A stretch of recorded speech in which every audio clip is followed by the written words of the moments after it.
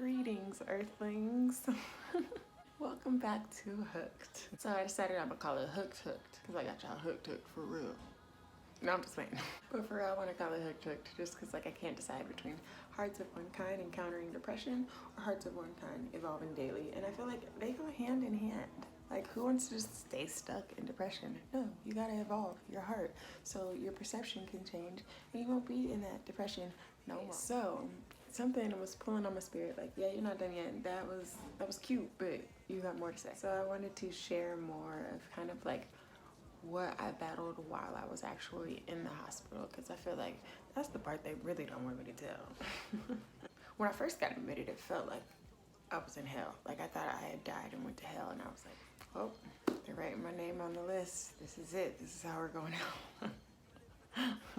When they checked me and they took the cuffs off, they had me hogtied, and I'm pretty sure, knowing me, I resisted or tried to resist, even with the cuffs on me. So they'd imprinted so much that when they scanned me with the metal detector, it still beeped off. Yeah, it's really just like similar process of how they check you into jail. That's another story for another day. But yeah, when I got there, they took my belongings as well, and they were like, well, who do you want us to give them to? And I was like, give them to my father, give them to my father. I think me in my head thinking my heavenly father, not my earthly father, who was 3,000 miles away. At that point, I was like, oh, well, maybe I'm in just purgatory, and I have a chance at heaven still.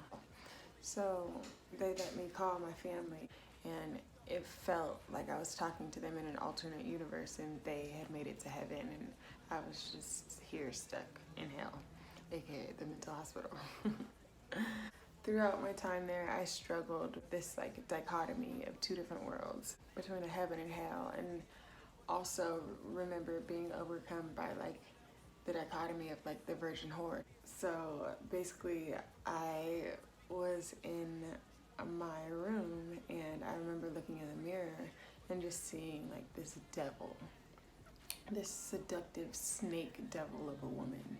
And I started like stripping off my clothes and just like sensually just like walking around, serving them up. Left my room once I finally stripped completely naked, and I just started like catwalking the hallway, because like in my head, it was just like this famous model already. And like I had attained all my dreams. I'd been there. Outside, it looks like the world was on fire, and I remember just getting scared, so I tried to open up the door, and that's when I set the alarm off, and the nurses finally noticed, like, what are you doing? You are ass naked, get in your room. So they put me in my room, and from there I was still very much possessed by whatever like sexual demon that was taking over me at the time.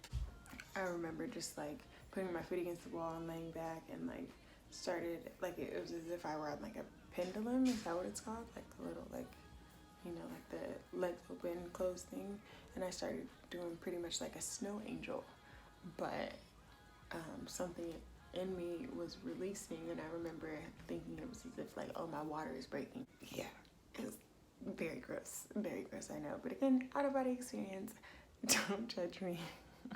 Very much manic state. So when that happened, I like took off my saturated clothes, and I remember like wiping down the walls, and the paint came off. Beneath that layer of paint was somebody that had come before me in the hospital that had colored on the walls this like rainbow and just beautiful area of people playing and people all joyful, and it said, he's got the whole world in his hands. And so I remember at that point just getting so elated and like walking back out of my room. And once again, the nurses were like, what are you doing now? Oh my gosh, what have you done? Really, really bad. And of course I felt dirty, because I'm like wallowing in my own piss there. Really gross. But again, out of body experience. Literally a movie. And so as I showered, in my head, it was just like me repenting and me being cleansed by just like holy water, pretty much. And so when I got out of the shower and I looked in the mirror again, I saw this angel, and I became like just like this. It was still a very much prideful state and ego state, but I was just like perfect, like flawless, and like no wrong. The second I made another mistake, I fell back down into this hell and beat myself up over it. So there's a lot more like little things that happened in the hospital. I remember when it was finally time to go home, I didn't know where I was. I didn't know what happened. Like, it was just like that depression really starting to kick in, and like the reality of like how embarrassing that could have been. But I say all of this to say because I honestly believe that, like, yeah, that happened within myself, and my mind really went into this different realm.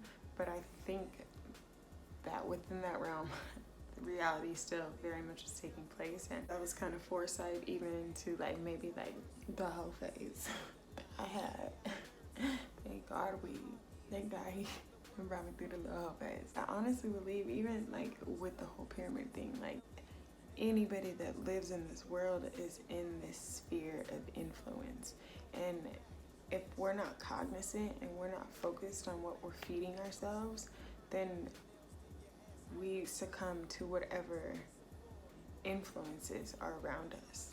For me, it's more of a spirit of darkness. Like, that's really how I see all of it. There's these desires that we put before ourselves, that we sacrifice certain parts of us. We sacrifice our intentions with people and our character just to attain these outside goals. And we lose focus on, the heaven that awaits us.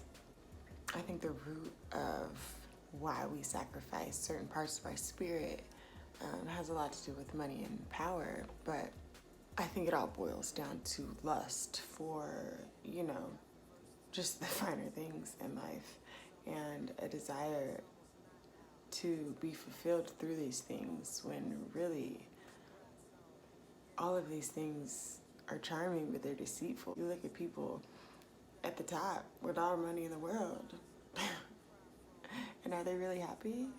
We're continuing to perpetuate this cycle of hate, and we want so bad to get back to normal, but like the world we lived in before, that's not normal.